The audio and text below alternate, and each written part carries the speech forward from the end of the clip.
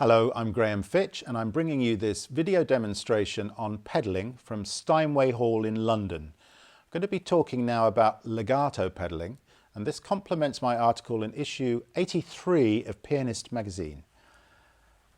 You will notice inside the piano there is a boom camera which I call my damper cam. We're not going to use it in this particular excerpt, but we will be using it soon and you'll see close up what the dampers do. Now, legato pedalling is sometimes called syncopated pedalling, and it was actually not really in general use in piano playing until the second half of the 19th century, surprisingly. We probably think it's been around forever, but it really wasn't until Anton Rubinstein started to use it that it caught on. And Liszt said of it, the discovery of the syncopated pedal was the most important event in the history of piano playing. So if it impressed Liszt, it must have been quite something. Now, what is legato pedalling? Let me just give you the basics of it. And I'm going to use a very simple scale and I'm going to play it with one finger. Now, if I play a scale with one finger, there are gaps in between each note, of course, unless I fool you into thinking that it's being fingered by sly use of the pedal. So what I'm going to do is pedal it. I'm going to show you afterwards what I'm doing. Look, no joins. Now the way I do that is to lift my pedal as I play the next note. As I play, the foot comes up and then goes back down again. Let me just show you that again. So down, finger down, pedal up, pedal down, finger up. And when I lift my finger up, of course, the pedal is now carrying on the sound. If you're wanting to develop that coordination, I would do that in both hands. You can use all sorts of things. You can use a series of chords. You can use just first inversion chord shapes that move around the keyboard. Be able to do it in octaves, perhaps, until you've got that beautiful connection. There are two ways of mistiming that. You can get an overlap. Do you hear there? My foot was late coming up. Or I can get, I don't think there's such a word as an underlap, but where I lift the pedal prematurely and I get hiccups. So that coordination is really important to develop. Hand down, foot up, and then foot goes down again. Here's a little piece of Schumann, the chorale from the Album for the Young. If you want to take this to the next level, played with legato pedaling. I'm going to go on to another example of Schumann, which is normally played with a legato pedaling. And this is the first piece from the Kinderszenen, from Foreign Lands and People.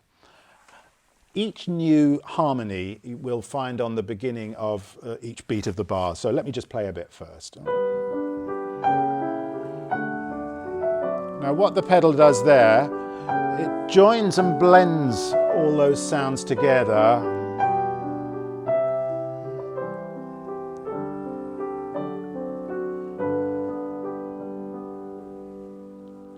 Now you'll notice that there is, if you've got the score, if you can lay your hands on the score, you'll notice that in the left hand, in the bass voice, there is a quaver followed by a quaver rest. Now we must be very careful not to take that literally. A rest in piano music doesn't always mean a literal silence. It can mean don't play anything on that beat or on that part of the beat, but it's completely appropriate to hold that in the pedal. So what I'm doing there is not making a line out of that bass line. I'm simply holding it, playing it lightly. Now when I come to the second half, you hear what's going on there. There's a real bass line now. So not only am I holding that note physically longer with my finger, I'm giving it melodic shaping, intonation. Listen to this interval. I'm no singer, but I don't mind having a go. Diminished fifth. You know, that needs a little bit of timing. So there is a difference in the way I touch the keyboard that gets reflected in the sound, but the pedaling actually is the same for the beginning and for that particular place. Now I'm going to show you something that can really ruin good piano playing, and that is not staying long enough at the top of the pedal before you put it down again. Let me just show you on this rather magnificent Model D Steinway that I have in front of me. I'm going to play a nice low growly octave, and I'm going to change the pedal now. I've now changed it 3 times and it's still alive. That's because I lifted my foot and put it immediately back down again. What I need to do when I'm playing anything in this area of the keyboard, I need to stay longer at the top of the pedal before I put it down. Let me show you. Up, down. It took that long for that sound to dump. Up, down. And if you look inside a grand piano of any size, the bass dampers are considerably bigger and thicker than the treble dampers. Now, if I show you that using an example from Rachmaninoff, the Etude Tableau Opus 39, number 5, there's huge booming basses, and if I don't pedal well, those basses are going to infect the new harmony. So I have to stay a little longer at the top before I put the pedal down.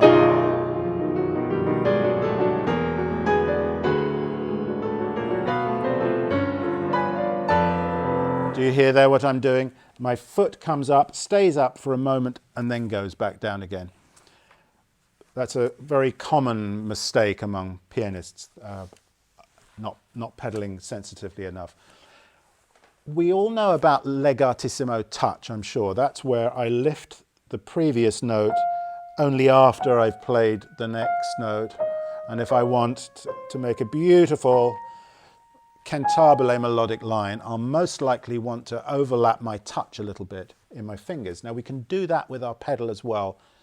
I'm going to show you now the C minor prelude of Chopin, which you can pedal completely with no issue at all in a normal legato pedaling way. Change, change, change. And a lot of people do that and it sounds great. Let's say you're in a particularly dry room. This is the thing about pedaling. It's almost impossible to write pedaling into the score with any level of certainty. It changes from instrument to instrument, from hall to hall. Let's say I'm in a particularly dry room or a dry hall. I've got a small piano that doesn't have much resonance. I might want to use a legatissimo pedal where I make a very late pedal change. Let me show you what it sounds like. Now change, now change, change. I don't know if you can hear through the microphones here. What's happening is that there's a moment in time, a split second, where both harmonies resonate together. But it's only a tiny little bit of a moment there. If it were too long, it would start to really affect us. And we wouldn't accept that. That's too long. So that's legatissimo pedal. My next demonstration, I'm going to talk about finger pedaling, how to pedal Baroque and classical period music, and I'm going to also be exploring advanced pedaling techniques such as flutter pedaling, half pedaling. So I look forward to seeing you soon.